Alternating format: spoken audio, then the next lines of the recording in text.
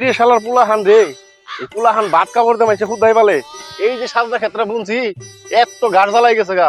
একটা বার এনে শালার নিবংশে পুলা আমার, একটা বার এনে শালার সাজদা গাছগুলো একটু খবর নেয় না। এনে বেচলে যে কত টাকা যে পাওয়া যায়, এটা কি বরদস্ত দেয়? খালি বাদামি করে ঘুরে শালার পুলাহান এনে এনে যে কত মানে যে করবো আমি।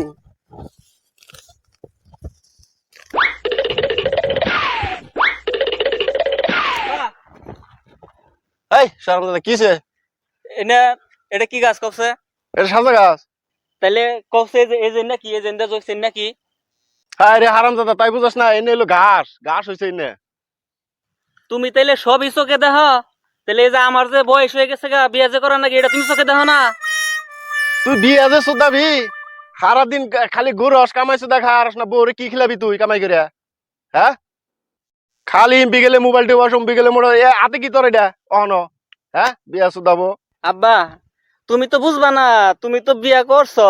তোমার আমি হাতে পায়ে ধরে কই আমার বিয়েটা করাও। তুমি তোমার বউরে যা খাওয়াও, আমি আমার বউরে তাই খাওয়াম। তুমি তাও আমার বিয়েটা করাও। তাইলে তোর তো বিয়া তো করামু না, তা তোর কিবা ধরনের পাত্রী লাগবো? মেয়া তার মানে 18 বছর অন লাগবো, বুঝছো? এখনকার দেশের আইন কানুন তো জানোই।